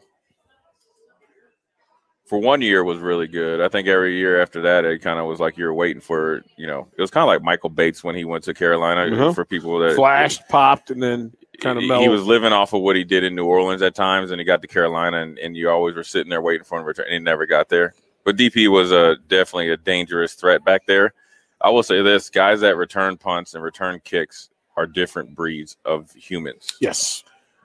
It's almost like a quarterback or like a middle linebacker that's a great leader, or like a pass rusher. It's either you can or you can't do it, or you it's just they're special humans. And then you find somebody that can kind of like Bill Parcells with Lawrence Taylor, kind of, man, I see this dude. He's got about 4 or 5 minuses, but he's got 8 sacks and nobody out there can block him. You don't know what to do, but we're going to hone him in, or, kind of, get, trim down the rough edges, and then, and then we got the best defensive player ever. So that's, you got to find the right guy. You got to find somebody that just shows you that he wants to do it, or tell you, and then, the rest will be history. And then, that's the way it is. I mean, you got to think of always like Baltimore Ravens had Jermaine Lewis, all this. That's exactly who I was just thinking about. Yeah. Where he, and he was a pretty dominant receiver at Maryland in college. But when he had that kind of dog mentality of like, you know what, I'm going to be a superstar returning kicks and punts, and I'm the most dangerous guy at times on this field. Yeah, that's the part that blows my, like, even on a relative level. I love the fact that I had an opportunity every game to change the game. Right. And I look forward to it. Actually, I look forward more to kick returning and punt returns than actual play calls. Right. Because I was at an advantage. I had open field. I had open space. Right. Line of scrimmage, I've got 11 in a box. Special teams, y'all are spread out, man. Y'all got to come get me. And that, I just felt that some of that's missed. Like, I don't know how it's possible that Nebraska has gone through this stretch without finding an elite kick returner. I don't understand how you recruit 15 Power 5 receivers and not get one guy who can go back there and use those skills, because they are the same skills. Yeah. And become effective and dominant in kick return game. I don't understand it. Oh, that'd be a question probably for a wide receiver coach. I don't know anything about recruiting, or anything like that. So I don't really know who you would even ask. I think it's, I think when you have a kick returner, and you got to think Pearsonell, like Bowden, they didn't want to put him in there, right? Especially as a freshman. Well, as a freshman, yeah. He had to force his way in there. So this is the thing, like, even though you got Pearsonell, you talk about like the Levante Davids, obviously he was in the tenure, crossover tenure, obviously with Bo, and then obviously Pearsonell was crossover. Like, a lot of those things were forced upon him that kind of hit lottery. His favorite saying. Oh, he was one of a kind. Well, Bo was like, oh, yeah, Levante David is swimming in it. No, what he's swimming in, the opponent's backfield to the tune of 15 tackles a game. Stay out the way. Now, he didn't get on the field until Will Compton got hurt. So people don't understand, like just don't really have history and really remember that. Same thing with Pearsonell, and I think it's one of those things. And what I'm getting to, it's like a match. It's like a perfect marriage or relationship. You have the guy that wants to versus the opportunity, and you have the guy that wants to versus with the openness and the opportunity. Well, players who are on the field identify special players, special opponents. They also identify special teammates. Like to know that, listen, I want that guy on the field with me. And then there are other situations where you go, I'm not sure I want that guy out there. Right. And I think that happens in every program. But, yeah, to do that. Your thoughts on Toure being back there? The texter says Toure seems legit back there. He's close to breaking one. Your thoughts on Toure? Yeah, he's doing a good job. I think it's obviously, I think that, you don't want – I mean, the punter, oddly enough, was weird. It's like I think the Illinois punter had the game of his life. Michigan State punter had the game of his life against us. Two different ways. The Illinois punter was placing the ball like within like a foot radius of where you need it and with the perfect backspin. And then the Michigan State punter was getting a lot of turnover, and I think it was close to like 180, 200 yards of extra roll. That turned the field over twice. Actually, 4 times if you only count to the 50. So, besides that, I think Toure's done a good job. He's reliable as far as catching the ball. And the few chances that he's had to return, I think he's done decent. So, I think I look for him to continue to do it. And I think, they're looking for special teams, the players to have a bounce back week. Because, like oddly enough, even though they haven't played up to the expectations, a lot of those guys from the few times I've been down there, are built that they have to take pride in what they're doing. They're not out there just kind of going through the motions. So those guys are mentally built to, have a bounce back week. And you can't even, you got to think that, Let me clarify something, Jay Foreman, to texters and such. A big problem in the business of being a fan and being in sports radio and being in sports journalism, being part of the media, is that people with a Twitter account or with the ability to text have been lied to. They've been deceived to believe that they know as much as the people who are paid professionals in this stuff. Sure, yeah. Like, I need to say this once to be clear. So in a texter asked the question, said, are you saying that because I'm a certain age and didn't play that my opinion is invalid because I don't know what I'm looking for? You can't know what Jay Foreman knows. Right. Yeah, your opinion. The statement of fact, like you can't know what. Yeah. Not everybody's an expert. Right. You can watch something 100,000 times and not be an expert. Like, there are things about the game of football that I'm never going to know. I have to ask you to explain to me what it was like to be in those situations and to earn the right to be in those spaces. Right. But too many people believe that because they watch football or they're a fan, that they know more than the people who play the game and the people who coach it. Right. I simply have to say no, enough of that. Some of them are educated out there, but I also say that there's a lot of people that watch the games with already the muddy lens before the game starts. They show up. It's like going to a movie, and every week's a new movie. I mean, essentially it is, right? And saying, and already kind of predicting the outcome and already watching the game with the outcome that they want. And then once they get the outcome that they want, then, they go from there. No, I think everybody has an opinion. They're entitled to their opinion. Have your opinion. I'm entitled to my opinion. There's opinion and knowledge. Right. Like, I was about to say, mine difference. come from experience. Mine come from, I watched it. Yeah, look, I've been fortunate enough to play in college. You're in the Hall of Fame. You're in the Husker Hall of Fame. Like, okay. and play in the pros and have and I was fortunate enough to have a variety of different coaches, different coaching styles, play special teams, defense. Heck, I think I even returned a kick on accident for like 20 yards. It was funny as heck. I was running. Now, I'll tell you what, I was running, and I was like, please, somebody tackle me. Then I was like, oh, dang, I might be able to break this bad boy. But so I watched the game a little bit different. I don't have to really know the plays or schemes. I could look at and see how they're lined up and see good football or not. So and that's just from experience. That doesn't mean that if somebody walked in here and had an opinion, then I'm like, you know what, you're We're not saying it's invalid.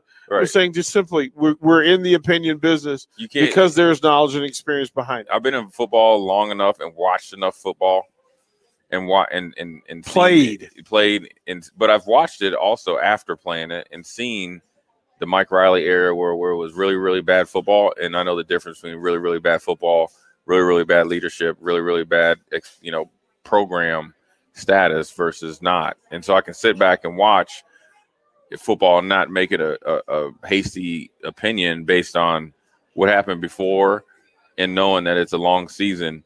And if you keep doing the right things, it'll generally kind of weigh itself out. It's like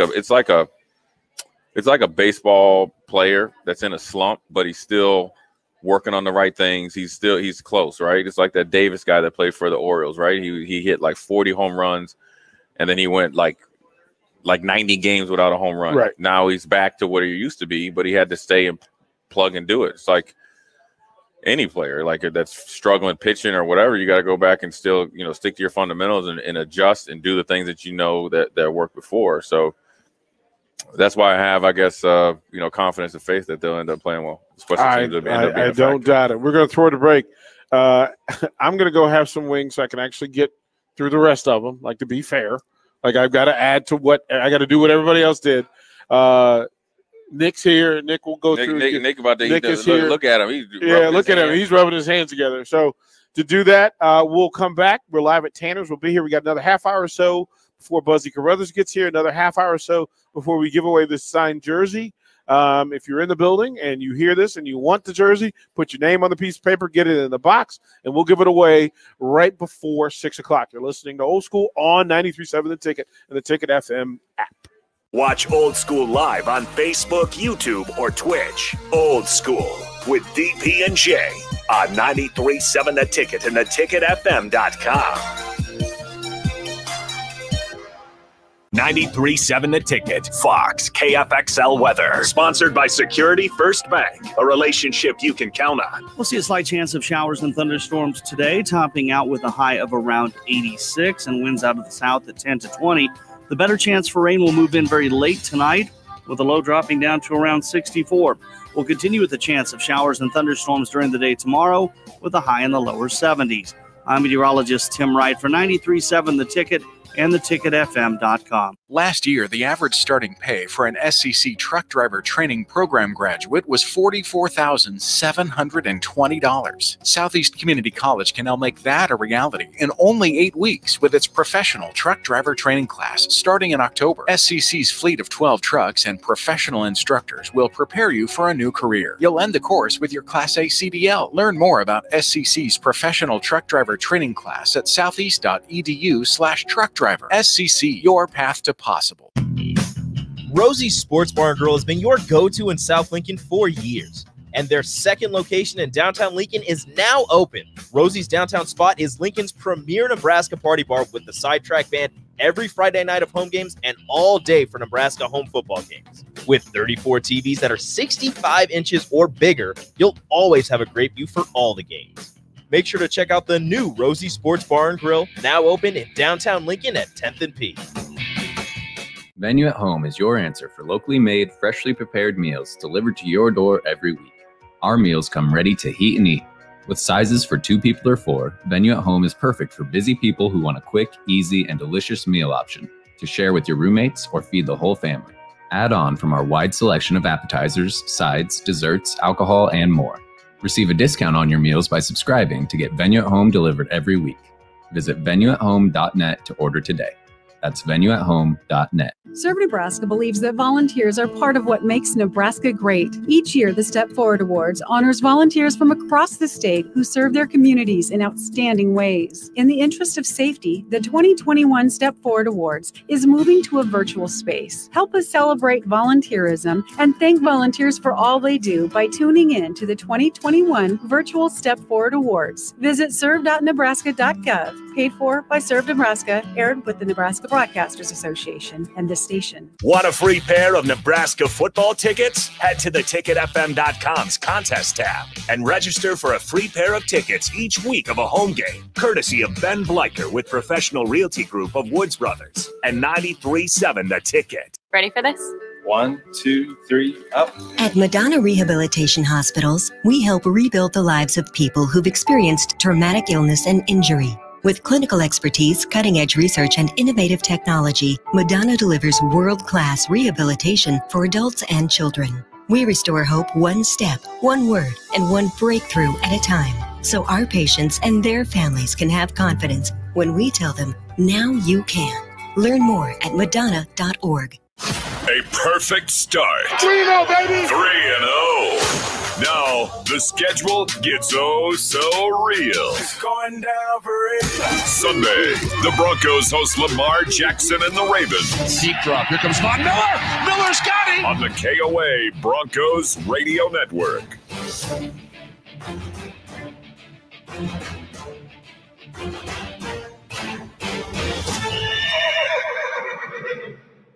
When the clock strikes 0 after every Nebraska football game, there's only one place to go for instant coverage. Tune in for the Husker After Party postgame show on 93.7 The Ticket. Each game, win or lose. Call in with all your takes or text the show at 464-5685 and hear quotes from the team and coaches too. It's the Husker After Party postgame show, sponsored by Southeast Community College and M Street Drive-In. Back to old school with DP and J on 93.7 The Ticket and theticketfm.com.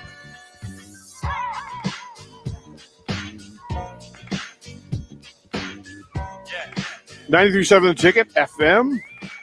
Old school Husker Hall of Famer Jay Foreman is sitting here, and Jay, okay. I'm just watching Nick over here devour these wings. Look at him. He's more happy than when he ate them. Well, first of all, he's damn cheating. donut. First of all, he's cheating because he's using the ranch dressing. You don't get to use dressing on it. You don't get to use dressing on it. Like if you're going to take the first bite. Nick, Nick, do you season your meat? I don't know. No. Do you season your meat when you grill? We know Jake don't season his meat. Anybody tell you don't like spicy, he don't season his meat. Yeah, I'm a little concerned. So you know he can't dance like Tim Brando I seen on there because you know Tim Brando seasoned his meat. Yeah. Tim Brando's a special kind of dude, special kind of guy. We've been talking about things that are required and things that can simply be easily fixed. And I've asked you before about this. We'll go back into it. As you look at Northwestern. Right. Against a defense that pretty much lines up and does a fit, and they don't have to deceive you much. They could. They don't have to. And I think that they're maybe not as talented this year as they have been in the last couple of years. Yeah. But your ability to line up and get a hat on somebody. So if you're trying to help offensive linemen get one-on-one and firm on a block, which is what's required to beat Northwestern, what can you tell them? What would you say to this offensive line group? Just believe what you see. Believe what you see and don't second guess yourself. And this is just a guess because, like I said, I'm not in the offensive line. No, but you look your line. You're a pro linebacker. I'm just saying. I mean, I'm just talking. I mean, this is portable for offense or defense, if whatever. Believe what you see, and do it with a 100% confidence and make it right. You know what I mean? You can make. If it's not the best play call for a certain defense, if everybody's executing that certain play, it can end up being a positive play. You know what I'm saying?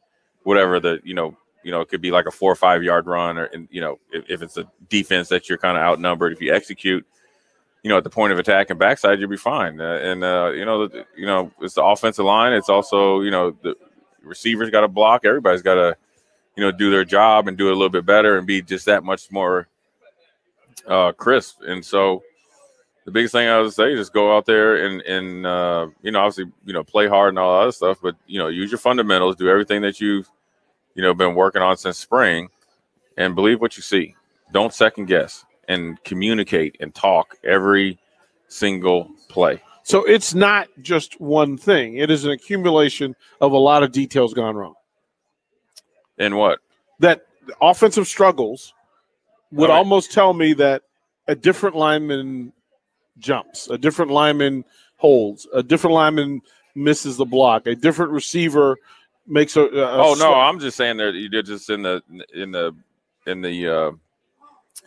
like the offenses that we had, everybody, took on the mindset that they're gonna, be a factor in our run game. So in order for the run game to start, it's just not the offensive line. And so what teams have been doing is just selling out to stop the run and doing a lot of run blitzes. And that's what I'm saying. See what you think or you see, or, believe what you see and go with it. Don't second guess yourself. Would you expect Northwestern to provide tricks? Are they the kind of defense? They might add a little bit.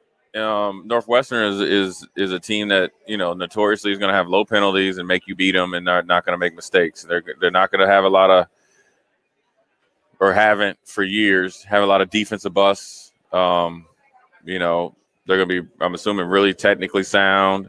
They have lost their defensive coordinator, so there's some transition time for that. And he had been there for ever since I think Fitzgerald's been there.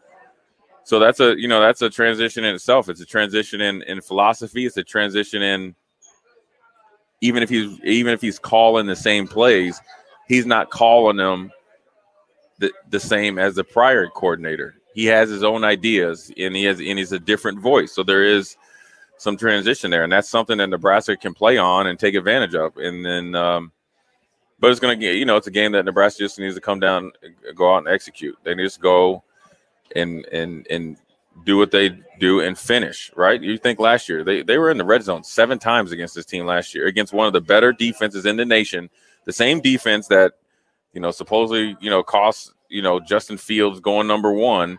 Nebraska was in the red zone 7 times. 7. I mean, that's some teams might only get 7 times in 2 or 3 games, in the red zone. I was told that from 20 to 20, it's talent. From inside the red zone, it's efficiency. Well, yeah, it's execution, efficiency, and sometimes you get down to it. Instead of thinking plays, you got to think players. And so we'll see. I think that look, Nebraska, there's parts of Nebraska's offense that's been a lot better week to week, and there's other parts that needs to kind of get going and be more consistent. It's the consistency thing down there. It, like, not only in the red zone, and it's all 100 yards. From one to the other one. You got to be consistent, and you got to be. Yeah, you're going to get beat, but you got to consistently get on your guy, make the blocks, because eventually, they're going to break, and then you're going to break that play, and then the floodgates are going to open. The quote that I use in coaching and was shared with me years ago, and I walk with it, is that the most difficult thing in all of sports to do is finish. It is. Right? That the difference between good teams and great teams is the ability to finish, the commitment to finishing. How can this team change that? From the text line, it says, this team needs to do something so that the ending isn't predictable. When was the last time we felt as though a game was in hand with a fourth quarter lead? Until they prove otherwise, that thought will exist.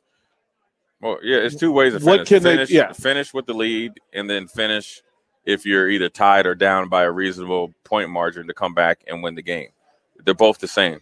You got to play, and this is one thing I talk to my basketball kids about. If we got a lead and it's a tight game, say we got an 8-point lead, don't look at the clock. Just play. Just keep playing. I'll deal with the clock. We'll worry about just keep playing, play situational football, think with a clear mind. And and really the answer to your question is peel back the onion and just think small, one play at a time, one check at a time, one situation at a time. Well, it's one rep. Like each rep, like the best coaches get players to identify the rep and give value to it, right? Whether it's at practice or in a game. Right. I need for you to win this rep. Yeah. I mean, but it's hard because, like I say, I think they really want to win. They probably almost want to, the quote unquote want to win too much, which is great because they put in the effort to do it. Now you just got to learn how to win and learn how to win. Sometimes it's getting out of your own way. And in a lot of ways, getting out of your own way, finish, execute, and play one play at a time.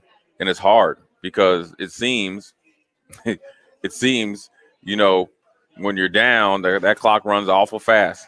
And when you're winning and trying to finish out a game, and you've played so well, and like in particular this last game, dominated the game, like to the utmost degree, and you got the lead. That clock seems like it's almost like that clock, when you get trouble at school, Boy, lunchtime comes fast, and that bus is taking you, dropping you off quick. Right? Like the clock knows. Regular The day, clock man. knows. You know, that day is taking forever. So I think it's just one of those things. Don't clock watch. It's not as prevalent in football as basketball, but the concept is play until you can't play anymore. From the text line, true or false? Pat Fitzgerald is a top 10 college football coach. He's somewhere in there. I mean, I don't mean. If you said top 20, I might buy. Yeah, top probably, 10. Top 10's too high. Top 10's too high, but you know, you're picking at like, you know, Peach Fuzz and stuff. He's a great coach. He's done a lot of great things at Northwestern. He's taken them to the places that nobody ever envisioned that Northwestern would be. He's made them such a winner that they got new facilities up there, so they can actually go out and maybe recruit some guys that they weren't able to probably get the attention of before. I mean, heck, they had 2 first-round picks last year, and they got another one there that's probably one of the best DBs in the nation, and he was a freshman last year, so you got to wait 2 more years. So, you know, he's developed guys and got guys to the next level, and he's done a great by the program. So, yeah, he's a top-notch coach. Whether he's top 10 or 20 or 30, it doesn't matter. He's done a lot for University of Northwestern, and he's done a lot for the Big Ten. Yeah, I mean, he's added value to the Big Ten to the sense of because it was a bad Northwestern. It was a bad Northwestern football program, but then he upped even the basketball program. But what he did for Big Ten football is he added another team that can go to a bowl game and represent the Big Ten. The text line is so funny. True or false? Pat Fitzgerald takes baths, not showers. Pat Fitzgerald, I think, takes a cold shower. Yeah, whatever he wants. I think he takes a cold shower. Ice cold. And I can see him and jumping into, he was at Lake Michigan up there and doing that. Swimming, you know, doing like the polar bear plunge or something. Yeah. You linebackers stick together. Look, man. You linebackers stick together, man. He was a tough dude. Great player in college. I remember because I was like right around when I was getting recruited. And, you know, he went on and coach, and he's had opportunities to, you know, heck, he was up for in the talks for the Bears job. So that lets you know from a organizational standpoint what he is as a man and as a coach. And so he's definitely you know, one of the better coaches, and you know, they're going to be a tough team. They embody who the coach is. You know, they're going to be tough, physical, and smart. They lost a lot on defense. They lost 2 seniors, then they lost Patty Fisher, who seems like he was there for like 45 years. Yeah. Lost a first-round defensive back, so that kind of like, you know, that's your your second and third level, and they lost a senior defensive end. So stalwarts at all 3 levels, and along with the other guys that were rotational players. And they lost their quarterback. And they don't have one this year. They have not 3 this year, but they had a quarterback last year that kind of willed them to 3 or 4 wins. Well, out of nowhere. Yeah. It just showed up at the facility. He's like, hey, man, let me play. Can I ball? He's like, yeah, sure, come in. And then you're like, you know what? We got a second or third team all Big Ten quarterback here. And chase him out the door. Well, yeah, but he went to the league. Yeah. Well, give him credit for being. I'll say top 25, top 20. Yeah, that's fair. All right, we'll toward the break. When we come back, final segment of Old School, we'll give away a signed Huskers jersey. We will do that when we come back. If you're in the neighborhood, you got like 5 minutes, 10 minutes to get here. Get your name in the box to do that. Don't plan on going anywhere at 6 o'clock because it's What's the Buzz with Buzzy Carruthers, Director of Player Development for the Husker basketball team. We'll do all of that live from Tanner's Bar and Grill after the break. You're listening to Old School with DP and J. Download the mobile app and listen wherever you are on 93.7 The Ticket and theticketfm.com. Rosie's Sports Bar and Grill has been your go-to in South Lincoln for years, and their second location in downtown Lincoln is now open. Rosie's downtown spot is Lincoln's premier Nebraska party bar with the Sidetrack Band every Friday night of home games and all day for Nebraska home football games. With 34 TVs that are 65 inches or bigger, you'll always have a great view for all the games. Make sure to check out the new Rosie Sports Bar and Grill, now open in downtown Lincoln at 10th and P. On Time Transport in Lincoln reminds everyone to remember to give our truckers the space to change lanes, brake, and drive safely. If you can't see a truck's rearview mirrors, truckers can't see you. This safety message from On Time Transport. For more information, give them a call at 402-328-9082. That's 328-9082. Or online at ottlincoln.com. On Time Transport reminding you that when you're behind the wheel, let's give our truckers some room on the road. The Mercado by Certified Piedmontese Beef is Lincoln's newest full-service butcher shop, offering premium fresh-cut steaks and house-made sausages daily from 8 a.m. to 8 p.m. They exclusively carry certified Piedmontese beef raised right here in Nebraska. When shopping at the Mercado, you're not only supporting local, but also enjoying the official beef of Nebraska Athletics. With prime-grade tenderness and unparalleled nutritionals, your backyard barbecue is about to get a serious upgrade. Stop into the Mercado today, located off 84th and Havelock in Lincoln. Experiencing increased body fat, low sex drive, lack of energy, or general fatigue? Vitalize Health offers testosterone replacement therapy and peptide therapy to boost hormone levels and build muscle mass. Call Vitalize Health today at 402-413-0717 or go online to vitalizehealthne.com. Toys and sports collectibles, 6200 Havelock Avenue. Hi, I'm Kevin with Sports Fantastic. And I'm Daryl at Stop and Shop Funko Pop. We have two of the best collectible stores in the coolest place in Lincoln, in historic Havelock by Misty's. Sports Fantastic has tons of sports memorabilia for Huskers and other hard-to-find teams. And Stop and Shop Funko Pop has all your Funko and anime needs. It's your one-stop shop on one block at 6200 Havelock. 6200 Havelock Avenue. Have you been to Barnwood and Leather, that new furniture store in Lincoln? It's a whole new look. If you like country, you'll love Barnwood and Leather. It's country with a kick. Rustic, yet contemporary. Handcrafted in America from historic reclaimed barnwood and the finest leather.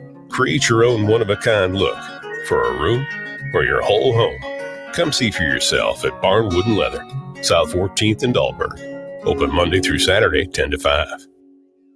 Listening to this Allstate commercial about savings might be the hardest thing about getting those savings. Save for simply becoming an Allstate customer. Save more for adding DriveWise. And save even more for driving safely. Visit allstate.com or contact your local agent for a quote today. Allstate. Minimum effort, maximum reward. Not available in every state. New customer savings based on early signing discount. DriveWise is an optional feature. Savings vary based on how you buy. Subject to terms and conditions. Allstate Fire and Casualty Insurance Company and affiliates, Northbrook, Illinois. You knew the risks when you decided to drive drunk. There could be a crash. People could get hurt or killed. But that didn't stop you, did it? You knew you could get arrested. You could incur huge legal expenses, and you could possibly even lose your job. You were well aware of the consequences of driving drunk. But one thing's for sure. You were wrong when you said it was no big deal. Drive sober or get pulled over. This message brought to you by NHTSA. A perfect start. 3-0, baby! 3-0. Now, the schedule gets oh so real. It's going down for it. Sunday, the Broncos host Lamar Jackson and the Ravens. Deep drop. Here comes Von Miller. Miller's got him. On the KOA Broncos Radio Network.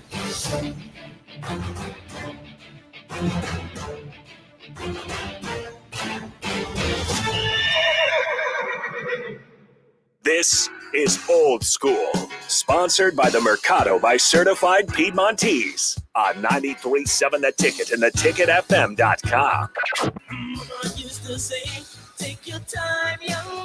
Welcome back, 93.7 The Ticket, and we're live at Tanner's Bar and Grill, 30th and Yankee Hill. I will be here for another couple hours. Buzzy Carruthers from the Huskers basketball program will come in and hit you with What's the Buzz. Big week for the Husker basketball program. You know, Midnight Madness on Friday at PBA. You get to show off a little bit. They got a nice little concert behind it. Not sure I'm going to stay for the concert, but it was a G Herbo. G Herbo. I might, if I'm going to stay just to people watch. Like, I need to know who in Lincoln is jamming to G Herbo. There's probably a lot of people you don't think. Well, that's why I need to watch. Like, I need to look and see who's here for this. Right. And then it'll be an interesting. Here's what I'm going to pay attention to Friday. Who do they line up with who? Like, I want to see who this basketball program lines up with each other over the course of their rotations. Because there'll be some answers. You got some. Look, man, it's going to be a fun year for basketball. Yeah, I think it doesn't even really matter because on paper and physically wise of what they look like and their, they got depth at every. You got numbers. They don't have like, they play like kind of positionless basketball, but you got big guys, medium-sized guys, and then guards. They got depth at all three. You got shooters, you got defenders, right. you got ball handlers. I don't think it really matters. It just matters. I'm assuming is who's more consistent, and then what five plays good together. That's going to probably be the biggest thing. Biggest decision is who gels together and who has the continuity to get out of the gates, and then everybody else. And who closes? Right, and then who closes? And that's another one. Who starts? Who closes? But who's the guy that who's the guys that you can count on?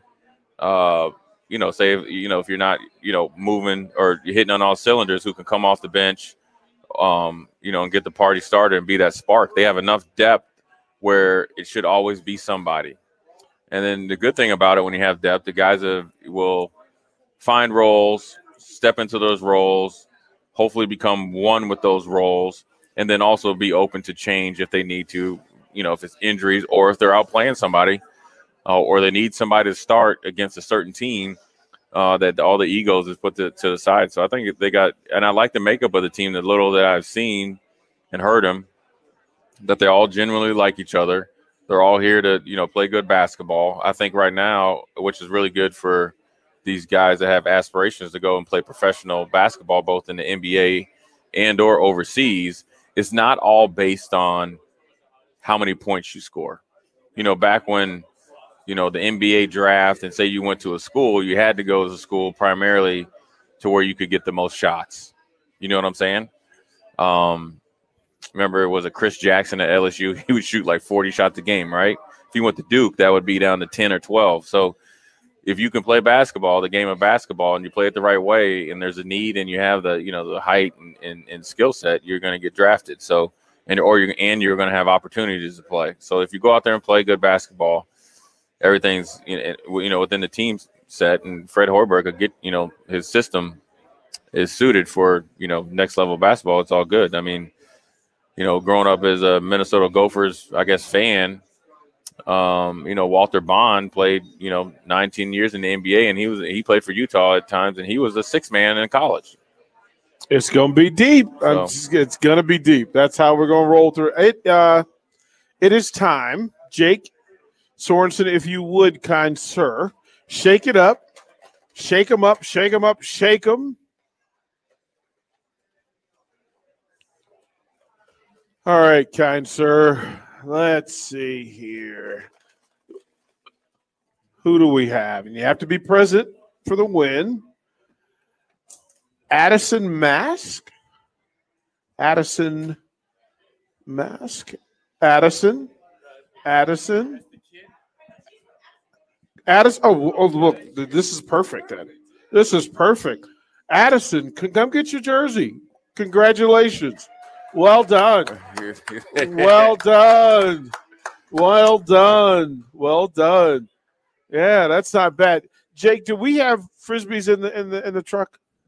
We have no Frisbees today. Okay.